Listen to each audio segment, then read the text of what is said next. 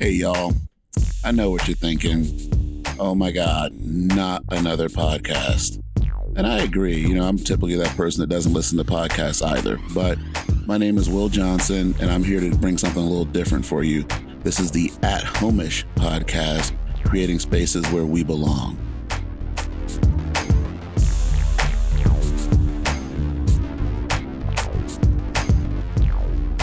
Welcome to episode 16 of the At Home-ish podcast, creating spaces where we belong. It's sweet 16, but it's also sad because this is the last episode of this season. I know. You can't all see the shocked faces in the room, but, we sign on for 16 episodes and, maybe there'll be more. I encourage you to reach out to me and say, well, you got to do more of this. And I know there were several people, I haven't forgotten about you, who are interested in recording with us. And so, we'll talk about what season 2 can look like, and we'll get a calendar set up, and, then we'll start booking for like season 3 and 4, because there's a lot of folks out there that are interested with a lot of good stuff to say. But I do have a guest with me today, and I'm going to give him an opportunity to introduce himself and just tell him a little bit about who he is. Hey guys, Marin Bible here with the Ghetto Food Network. I'm just here to make a change with food and love. So thank you, Will, for having me on the podcast. Of course. So Ghetto Food Network, what is that? Oh boy, the golden question. The Ghetto Food Network is an empire of love, food, music, art, opportunity, and everything in between. It started off with just food, but we've had to encompass other aspects of life and art and ways of expressing love. Mm-hmm. And so now we're here. And so how'd you get started with it? I started the Ghetto Food Network as a joke, actually. So I was homeless and I was couch surfing, and all I could afford was Top Ramen and eggs. And then I started posting Top Ramen and eggs in different variations on Facebook, and used the hashtag Ghetto Food Network. And then other people started using it. And then I got invited to do a restaurant review. Shout out to LTD. Shout out to Jack. He gave me my big break, and he said, hey, we're opening up a new restaurant. Come do a restaurant review. And then I did the restaurant review, and that took off. And then I got asked to do a catering. I did a catering. I got asked to co-host an event. So now we do events. It's just like one thing after another. And it's just the snowball effect is really the best way to explain what happened to the Ghetto Food Network. Yeah, so it sounds like a lot of opportunity out of necessity there. Yeah. Yeah. Wow. Yeah. Okay. And so you also mentioned incorporating like art and music. Yeah. Where did that come into this? I would say I always found art to be something that I enjoyed. But because of my background and the people that I was hanging around, I didn't really talk about it much. But I've always been interested and always loved art. And then I met a guy named Aaron Davis, and he showed me that you can be yourself within art, and there's not just one way to express art. And so he's a very well-known barber, and he's just an artist, and his slogan is "Let me create." So art is not just, paint on a wall. Right. Art can be food, art can be music, art can be a lot of different things. For sure. Just whatever you feel expressing yourself with. I appreciate that for sure. Yeah. So the mental health summit, we hadn't talked much about that yet, because we were still just kind of talking about the Ghetto Food Network and you how just that were came trying up. to get to know me. I was, but I do want to hear a little bit about this event, and we can come back to that though. So tell me more about this mental health summit, because you said your story doesn't end here. Yeah. So the motto is keep going. Your story doesn't end here. Okay. That's our mantra for the Mental Wellness Summit. So the Mental Wellness Summit is an extension of the Ghetto Food Network. So everyone asks me, what is the Ghetto Food Network? It's an empire of love, food, music, art, and everything in between. And so what I decided to do was, I have always struggled with mental health. And since Snohomish has been a home to me, we've decided to use the platform that I have, the connections that I have, to bring music, food, and art under one roof. Okay. So we got chefs inside the building giving out samples. So we got Chef Joel Childs, we got Chef Kaylee Bannister, we got Chef Laura, we got several other chefs that are going to be presenting their culinary cuisines. Okay. And then we have Antoine Tyler, I Am Shamel, and a couple of other artists performing music. Nice. And then we have an amazing human being. His name is Malachi. He's terminally ill right now, and he's been using art to motivate him to keep going. He's got Batten's disease. Okay. And so his mom and him will be sharing his story while he's doing a live art demonstration. And then we have a booth section where there's going to be several different booths where they're going to be presenting art, or the Snohomish County Police Department is going to be there. And just, you know, Aaron Davis, who's extremely talented, is going to be presenting his art. So now we've incorporated so many different areas of ways to express love that has helped these people that I've had the chance and honor to know, and ask them, you know, what has helped you fight depression, anxiety? And so here we are. That sounds like just powerful. Yeah. and it's not just for adults. You know, I've made it very clear that we won't be using the word suicide at all throughout the entire event, because this is now going to be an all ages event. There's a gal, her name is Marquis, and she wrote a book, and it's about a travel trailer that she brought to life. So it's an animated children's book. And this travel trailer has now learned to manage its emotions. Oh, wow. Okay. Yeah. And so it's a children's book, and she's now traveling the country. And I met her on an airplane. I accidentally spilled her beer on her. And it was a flight from Seattle to Vegas. And coincidentally, she's got a book of dealing with anxiety, trying to teach children. And so now she's a part of the Mental Wellness Summit. And we talk all the time. She's a really good friend of mine now. In addition to Marquis providing this book that she wrote for children, she's also a mental health professional. Oh, okay. And so I got to speak to a panel of 16 different doctors, and some of them have decided to donate some of their time. So underneath Carnegie Hall, we will be providing, you know, counseling and therapy, quick therapy sessions, and whatever resources these children need. But let's say you live in a rural area and you don't have access to mental health. Yeah. Now we're able to, one, get these children heard by a mental health professional, but then also provide them with resources through victim support services and whatever other resources that Marquis and her team bring. Yeah. How are you getting the word out about this? We're using podcasts such as yours. You're using me? I'm using you. I'm using you for the greater good of our community. Yeah. So we're doing podcasts. We have, you know, Malachi just had a Cairo 7 interview, and we're trying to use the community to get the word out. So okay, that's awesome. I think if we all band together, we really can make a change. That's what it's all about. Yeah, we can come together and do so much more. Yeah, we can. Yeah, that's one thing I often talk with people about, because there have been a number of conversations about, especially in my current role with the school district, about accessing student voice. Yeah. And so we're really focused on having students come and tell us, vocalize, you know, what they're thinking, what they need. But art really provides a way for people to communicate if the words aren't there. 100%. Yeah. I like that. I truly, truly like that expression. I just fully believe it, you know, because I think about myself. I was a kid who used to draw all the time. That's what I was known for. And after I got out of high school and was in the Army, just didn't really have a lot of, I didn't make time to do it, you know? Yeah.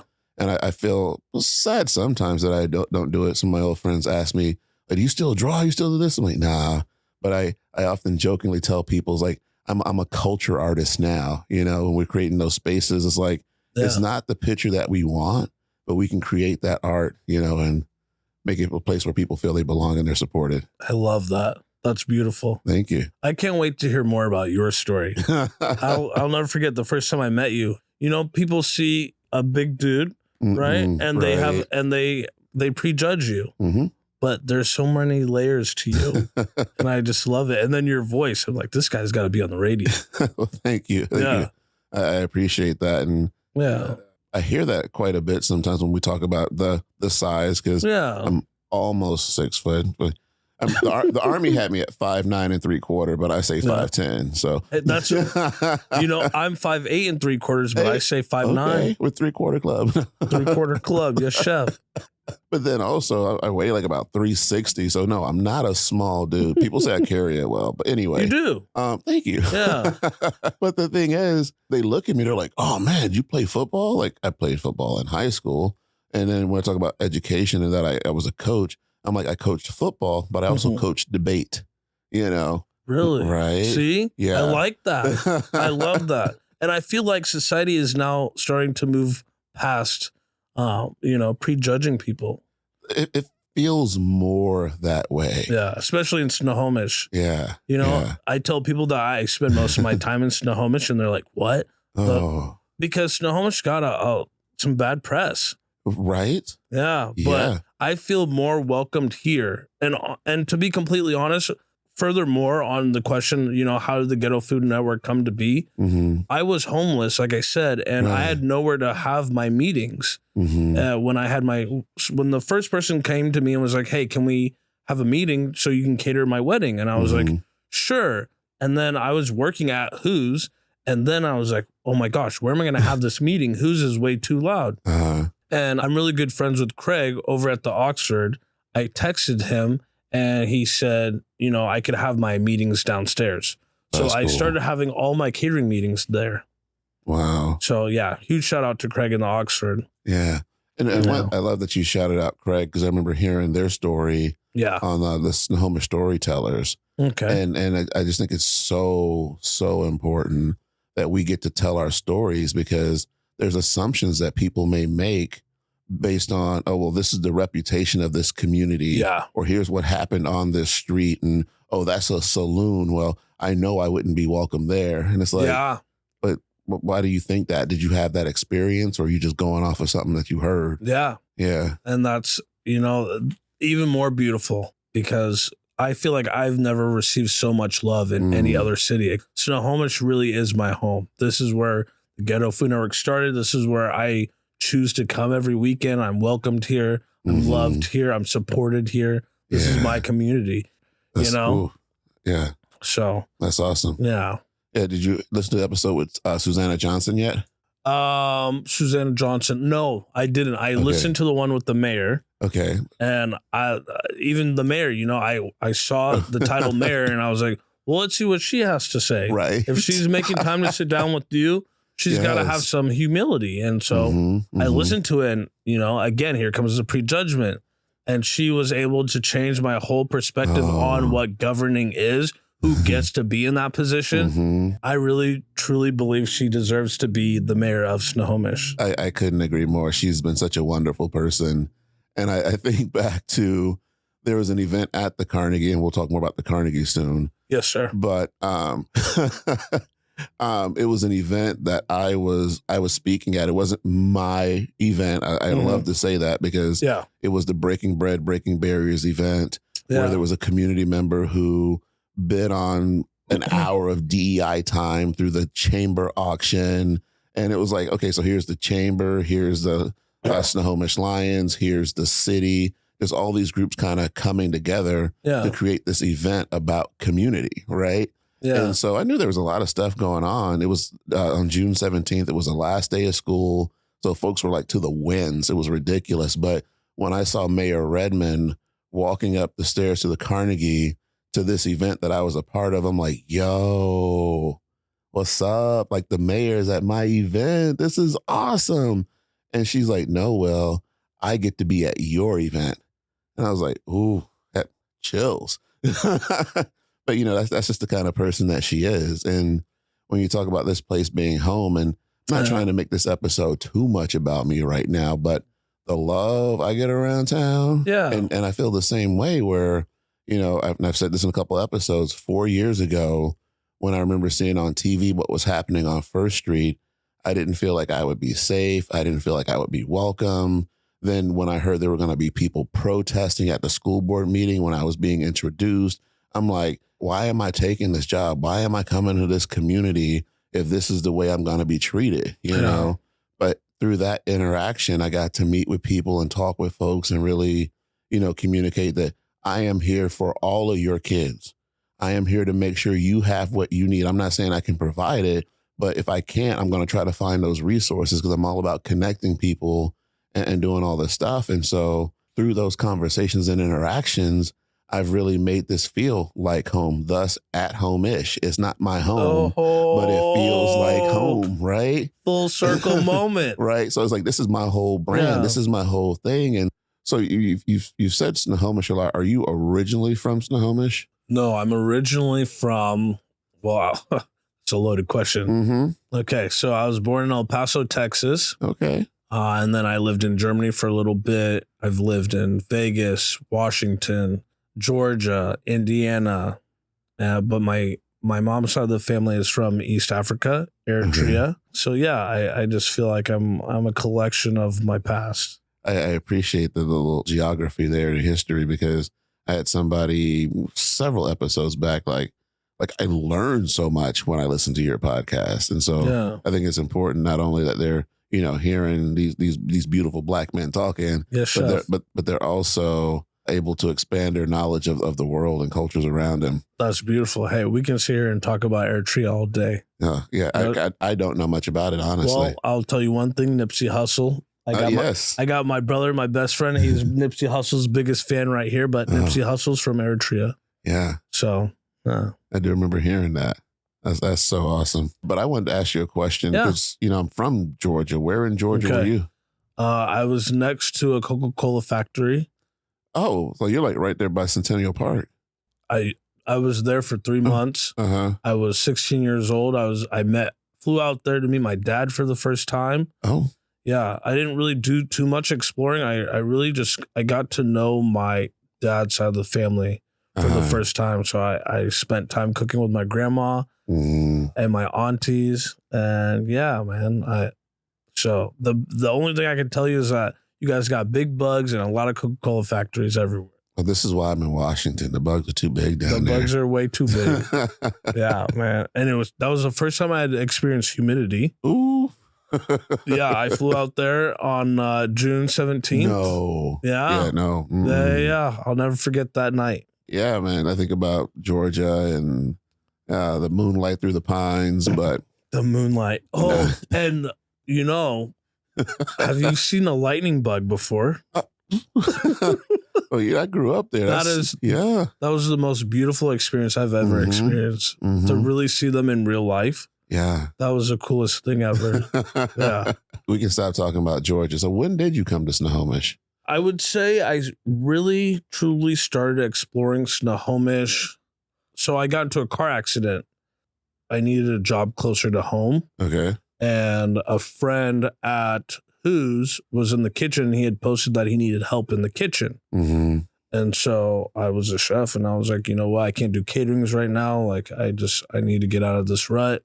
And I started working at Who's and then I started meeting a bunch of people. And then Chef Joel opened up Chef Behind the Curtain. Oh, right. Yeah. And so Joel and I, we didn't see eye to eye at first. Okay. And then he got to see my journey and learn a little bit more about me. And he invited me out and wine and dined me all over Snohomish. And he's my best friend. That's my brother, dude. Like he's the one that actually honestly put this whole thing together. The Mental Wellness Summit was supposed to be somewhere else. And then he said, I have a connect at HDSA. And so he set that up. And they were like, yeah, we would love to be a part of this. We'll make this happen. Yeah. We'll sponsor it. And I was like, no way. And dude, I haven't cried like that in a long time. Like tears of joy. That was right. When you put your all into a dream and then it comes crumbling down because of one uncontrollable situation. It was devastating. But like the motto was, keep going. Your story doesn't end here. And I reached out to Joel after 3 days of like, I put my all into this. I put 2 years into this. And he's like, Baron, we will figure it out together. I got you. And sure enough, 2 hours later, he's like, I have the answer. So to answer your question, I would say, honestly, 2 years ago is really when I got to really explore Snohomish. I've been here. I've driven through it. Nelson and I, we've explored, been to a bar or two here, but never like it was never like this where I'm like integrated. Like I have roots here now. And those seem like some pretty deep roots already for 2 years. That's amazing. Yeah, yeah. I got to ask you a question though, because my music mind. Yeah. Did you read Word Up magazine? I did not. No, you sir. did not? Oh, see, because you're younger than me.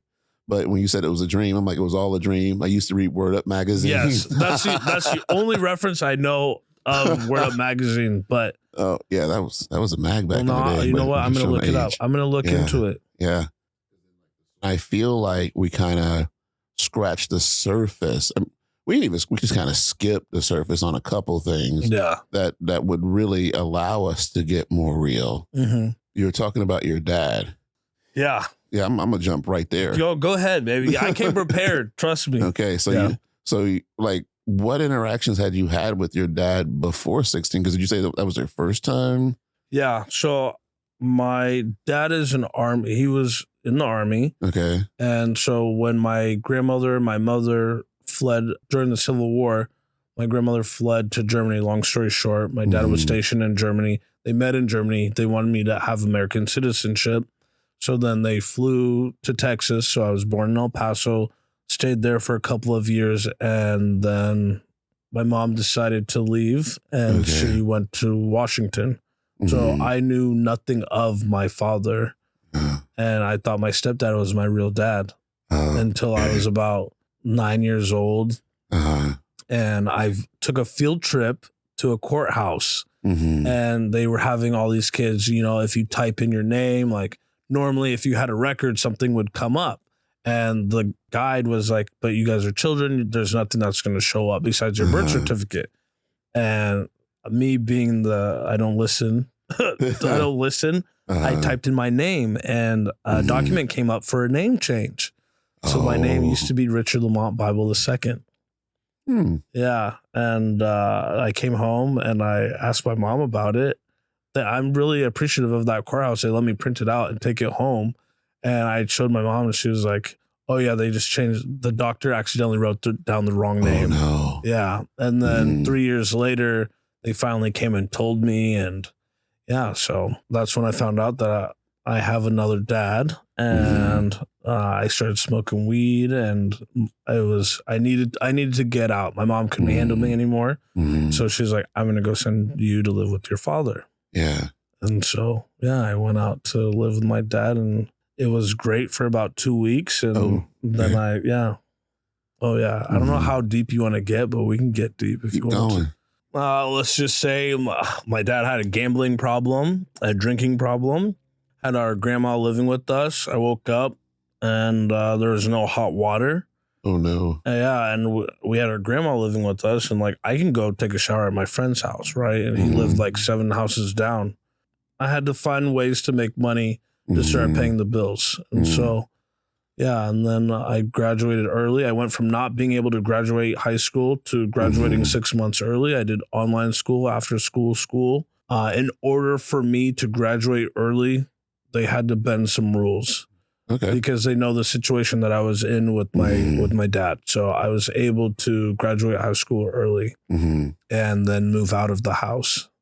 And so, yeah, there we are. And that is the last time I talked to my dad for 10 years. And it led to a lot of mental health problems. And then I learned that forgiveness is not for them, it's for you. Absolutely. So I flew out there 10 years later, and I took him out to a steak dinner, and I said, hey, I need to forgive you, or else I'm not going to be able to be happy and move on with my life, because there were some things that he should have taken responsibility for, but I did, and I internalized that. And so here we are doing the Mental Wellness Summit to help support other people. There you go. Yeah. And one of the reasons why, I wanted you to dig a little deeper on it is the whole thing about sharing our stories. Yeah. I feel like, there are people out there that are experiencing anxiety, depression. Yeah. And a lot of time it stems from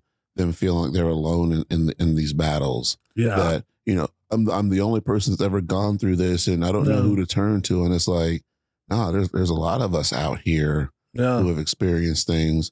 Some maybe not as severe, some worse, and so how do we really share these stories with people so they understand that there's always someone to turn to. Yeah. They may not be in your inner circle. You may not know who they are, but maybe it's the person you spilled your beer on the airplane, you know? And again, you know, when I think about, you know, that we're not alone in this. Yeah.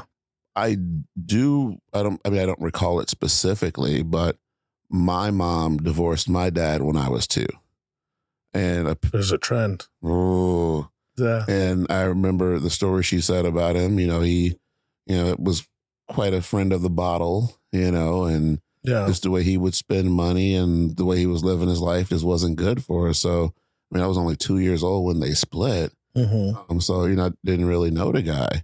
But then when my stepdad, that's dad, when he came on the scene, you know, he raised me, and I mean, I knew he wasn't my dad, but he's in that role. You know, he and my mom are, you know, the reason why I am who I am today. But when I was in 4th grade was when he adopted me and my sister. So then we went through the name change process. I love that. Right? Yeah. Right. That's when I remember seeing my dad then. And he was kind of talking about, oh yeah, you know, I'm gonna get your mom back, and I'm like, okay, like I'm in 4th grade, like I really, and he's like, you know, you can change your name now, but we're gonna change it back, and I'm like, yeah, okay, whatever. And so my birth name was William Thomas Glass the third. No way. Where were you born? In Georgia. In Atlanta. Must be a Georgia dad thing we got going on. I know, on. right? It's like, well, he named after his dad, who named him after his dad. And And I remember, you know, asking about my dad, and it's like, oh yeah, we don't really know much about him. Well, about his dad, well, we don't talk about that. Oh. Yeah. Okay. So people tell me do the 23andMe, and I'm like, yeah, it goes to about 2. I should, but you now have to fast forward to my senior year of high school, right? Yeah. Again, you know, because we're just sharing the stories to let people know they're not alone. Yeah. But I remember I was getting ready to graduate high school, and my mom was like, well, do you want to give your dad a ticket? I'm like, yeah, I want to give him a ticket, you know, so he can see that, you know, even though he wasn't in my life, that I was able to achieve this and move forward, right? Mm-hmm. And so we didn't know where he lived. We had to kind of, you know, do some research, and my mom found this house where he had been rumored to be staying. And I'm like, oh, okay. And I'm like, where is it? And she told me the area of town it was in. I'm like, we going where? Like, we don't roll through there. And so we go over to this house, and there's some dudes hanging out in the yard because, hey, it's Atlanta in one of those hoods, and folks are just standing around. And it's like, this the house? Okay. But they know we coming, right? So we good. And so... So you feel me? You know, I do. Right? I got you. And so anyway, we pull up and we're hanging out, and we were asking for him. We're like, oh yeah, he just left a little bit ago. I'm like, hold on. Oh, no way. How you know we coming? And then he leaves. All right, whatever. He's like, but he'll be back. All right, cool. So we're just hanging out, you know, chilling, having a good time. And I'm getting in so much trouble for this episode, I swear. Yeah. But anyway. We'll edit this part out. Yeah, like cut it all out. Like we don't need this being public. But the thing is, we're sitting there waiting, and I had some plans with my friends. And so I'm like, hey, I'm going to go in here and tell my mom, like, can we just leave? And I'll leave the ticket for them. Yeah. I got plans with my boys, right? Yeah. But when I walk in the house, she's there talking with some other adults. But then there's like 3 kids just kind of playing on the floor and whatnot. And I'm like, okay, that one looks like me. That one looks like me. That one looks like me. And I'm like, oh, Papa was a Rolling Stone, because I got these siblings here. I don't know who they are. You know, they were in ages from like maybe like 4 to 12 or whatever, but the resemblance was real. Yeah. And so I'm like, oh man, I'm like, yeah, we can we just go? And so then I remember walking outside, and we were getting ready to leave. I made the comment because there was this person coming down the street, and they were kind of stumbling. They were doing that drunk walk. Yeah. And I'm like, oh, there we go. Like when you in the hood like this, someone's gonna be walking down the street drunk. And this guy standing next to me, he elbowed me. He's like, hey man. And I'm like, no. I'm like, that's my dad. Damn. Yeah. That's exactly, yeah. That's real. And the thing is, he came up to me, and I mean, he was well, maybe 6 foot, 6'1", but skinny. And I'm like, that's a skinny me. I'm not used to seeing that. That's like, I was like in awe just looking at him like, wow, we're standing face to face. And he said the same things about me changing my name back to Glass and him getting my mom back. And, here I am, all of about 5'9", 3/4, was playing football. So I'm like about 250, Yeah. and I'm like, bro. And I just looked at him like, are you kidding me right now? And he looked at me like you know who I am? Like, I'm your dad. And I'm like, bro. And we almost got in a fight right there. Been there. And like, he kind of flexed on me. And I'm like, don't flex on me. I don't even know you like that. But again, I'm sorry for laughing. But no, it's real. It is real because that's a very similar situation I went through with my dad. So I'm just maybe we really are siblings. That's why I had to share that story because it's real, man. Yeah, I'm sorry that you had to go through that. I'm sorry you had to go through that. Thank you. But it's not something that it's not an isolated thing. Yeah. And so I think back to even an earlier episode where it's like, men, be better. Yeah. Yeah. Yeah. We got to show up for our boys, for our women, for all of our folks. We just got to be better men out there. Yeah. Yeah. We do. I totally 1000% agree. I'm not perfect, but you know what? I know that I will never be like my dad. And that's what motivates me every single day, honestly. Yeah. Is because I don't want to give up on the people that rely on me not to give up. Mm-hmm. And I feel like, people often look and they see somebody walk down the street or they're in some type of a role and it's like, oh, that person has it all together. It's all good. But there's so many different things under the surface that, you just don't know. You really don't. And so how can we just be better for folks and make sure? For a while I had on my Facebook profile, it was like, I just want to make sure everyone gets home safe, so it's like not being harmed by anyone else or harming themselves, that we all have what we need to make it through the day. I love that. Thank you first and foremost, thank you for sharing your part of your story. Well, you said you wanted some, so. I did. I really did. You got some layers to you. Just a little bit. Yeah, no, I appreciate it. But again, I want to, thank you. But to segue, I want to give a shout out to Think Twice. Mm-hmm. Think Twice is a 501c3 nonprofit, but they also do injury prevention, harm reduction. So there's two sides. They have the foundation side and a business model where, that you have single-use breathalyzers. They do harm reduction, injury prevention education. You'll see them at a lot of different events that have alcohol, and their business model for that is, guess your BAC and, you can win $100 for Lyft or Uber. And so it's extremely fun. Yeah. And so, they'll have the longest line at all the events, but Justin was part of a drunk driving incident that killed his best friend in the city of Snohomish. Yeah. So then he thought like, hey, how can I help my community? Mm-hmm. And so now, like I said, they start off with just single-use breathalyzers that you can buy from your bartender. And most people, if you go into a bathroom, there will be a sign in there that says "Think Twice." Yes. Yeah, I've seen those. And there'll be a picture of their single-use breathalyzer. But now he's moved into the space of, what more can we do? And so, they have drink covers for your drink.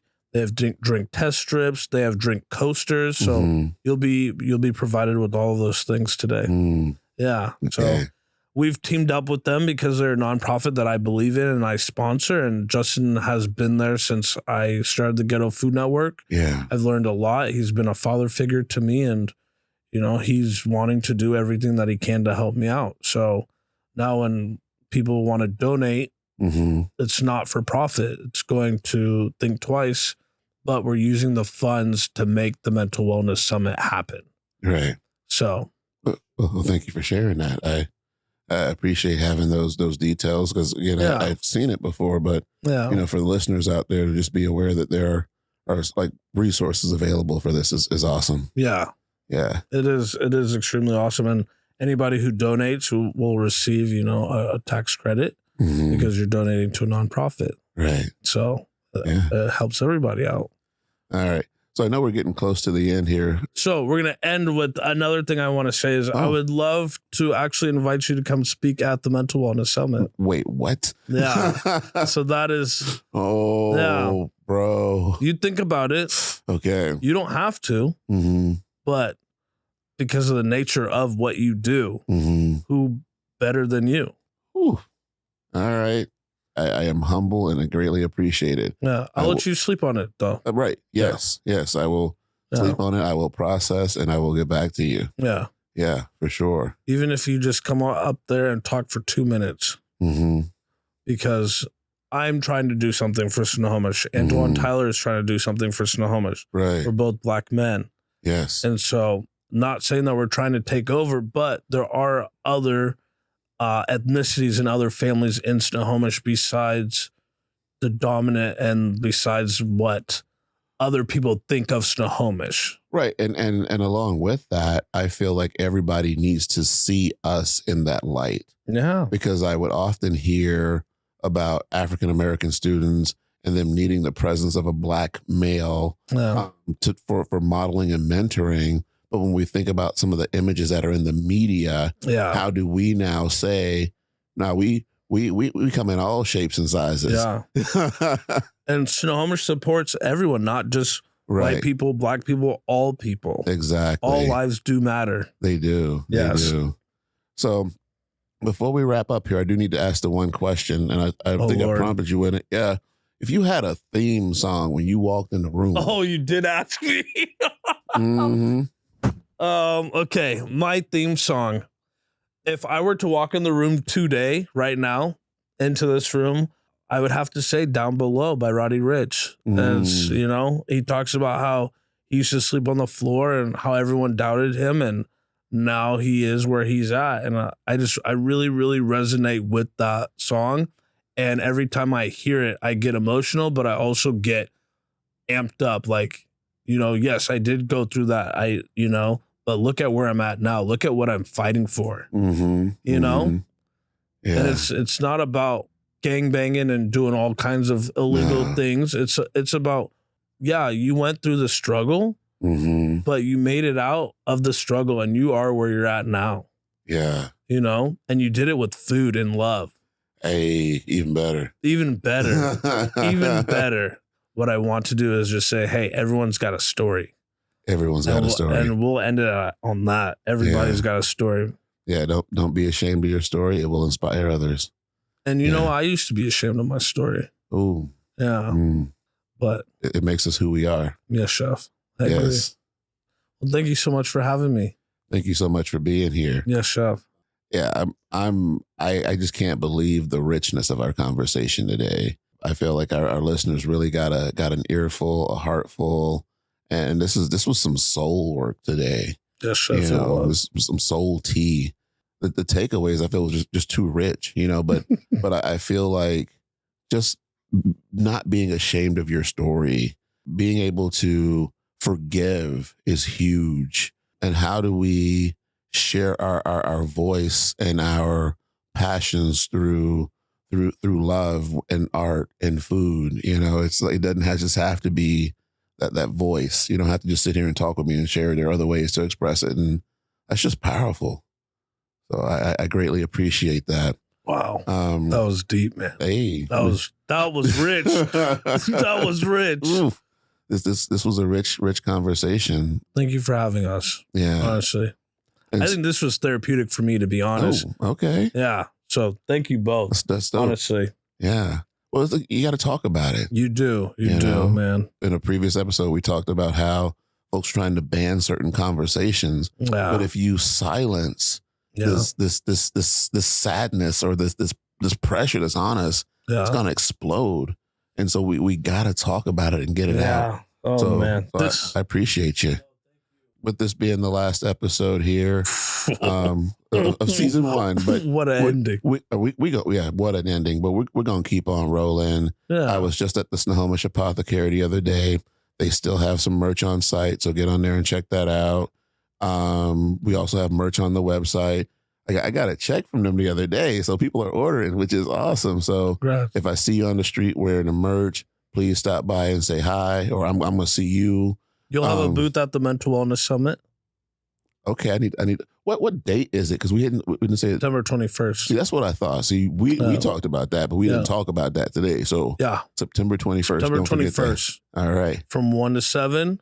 And then we'll be doing an after party at the Oxford from 8 to 2 a.m. I'll have to be. Oh, okay. And for those that don't know, that's at the Carnegie Building in Snohomish. Yes, you can't miss it. Historic landmark. The old library. A lot of people know it as the library. Yeah. In other news, and this is my next meeting I have coming up. I'll be facilitating the Leadership for Racial Equity group with Leadership Snohomish County. It's a program where people can come, and the first couple of days are in person, but really learning about how to be better leaders in this work.